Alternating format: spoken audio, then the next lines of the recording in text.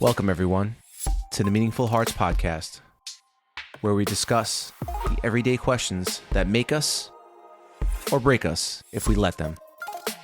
I am your host, Drew. Take my hand and let's walk this journey together.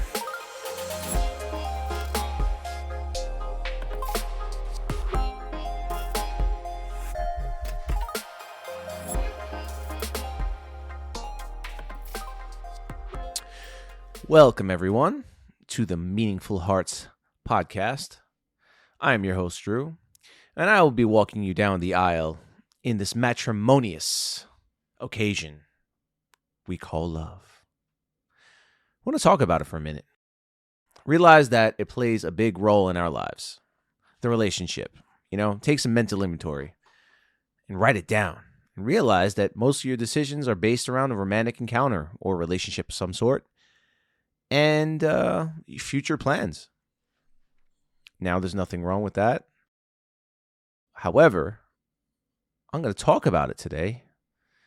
And maybe someone else out there would be like, oh, I didn't see it that way.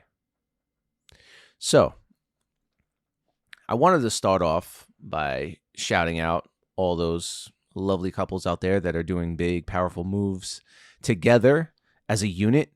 I congratulate you. You didn't let anything get in your way. And now you're a big team doing bigger things. Awesome. Secondly, shout outs to all those single people out there that are still moving the meter, but doing it solo and realizing that, they want to get themselves situated before maybe they get involved. Or maybe they don't want to get involved. Maybe they're just more of a free agent just playing the field per se. Whatever your game is, that's cool. I like baseball. Baseball's fun. So I'm going to dive into a topic that that most people don't realize is a big one, and that is relationships as a whole. Some people are married, some people aren't.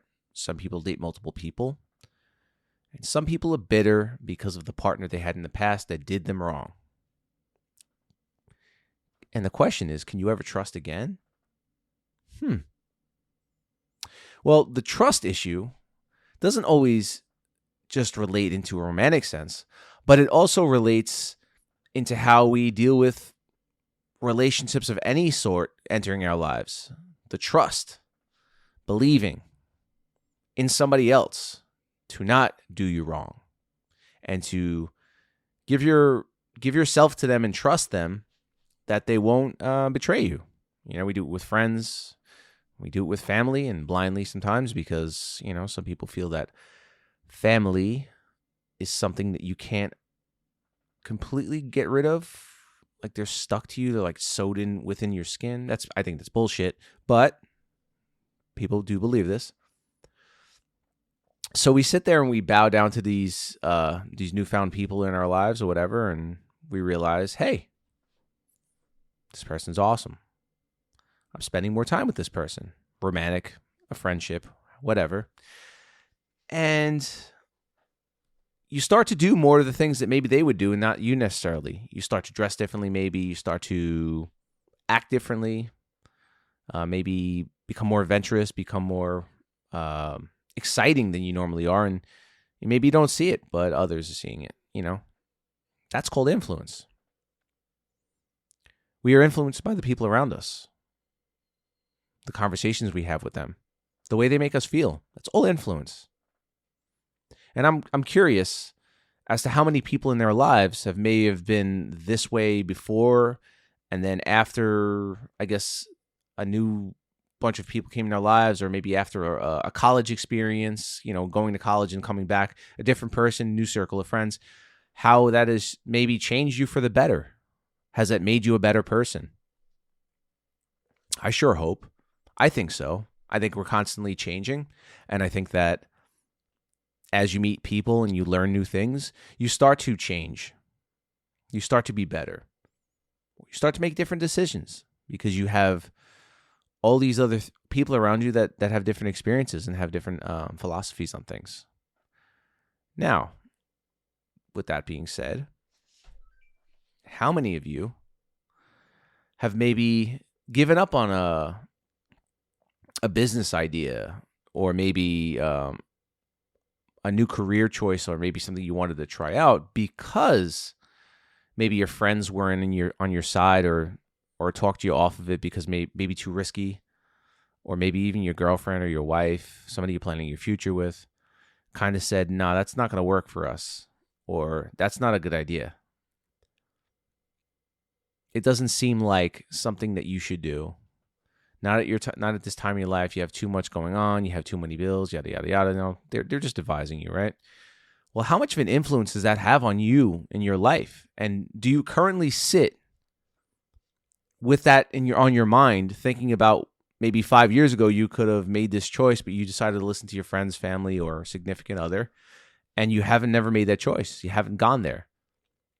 And I'm like, and you're like, what do I do? I want to have a future with this person, or I want people to be proud of me, but I'm kind of conflicted. Well, it's your idea. It's your life. You chose it. And everything in your life is chosen, even the people you surround yourself with. So with that being said, why would this be any different, right? You have an idea. It sounds great, or it's something you've been passionate about, and you decided to take the leap towards it. And now you don't have anybody in your corner. Or maybe you never made that choice. The guy sitting there, thinking about it. What do you do when you feel alone in those places, We always look to our relationships to kind of make us feel good about what we're doing or whatever. But when you're alone and you don't have that support, how does that feel? Makes you wonder, right? How many times did you make a choice based on what your parents wanted? You're growing up and you're living under their roof. They called the shots, or maybe they were supportive. I'm sure that affected your outcome, that influenced your outcome as you sit here today. So I want to know how much you've thought about how have you thought about the relationships and how they affect you in your life? Really to think about it. We've chosen some of the people we've put in our lives, and we are in the place that we are because we've made choices. Relationships really do have an impact on our lives. They can plant seeds in our minds to help us grow. Sustain growth is what we want to do in our lives. So how many people do you let enter your life and leave your life on a daily basis? How many stay? How many times have you changed friends over the years? And what's that buffer looking like? The people that you surround yourself with. You just let anybody become your best friend.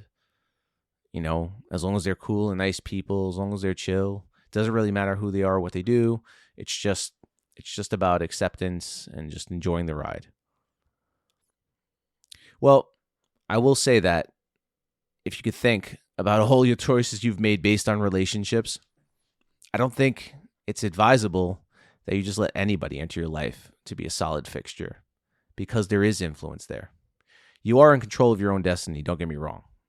But a lot can change based on the conversations you have with people around you, people that are close to you, people that spend a lot of time with you. You unknowingly start to steer your ship in different directions. And like I said, this could be a bad thing. This could also be a good thing. But I want you to really take that mental inventory.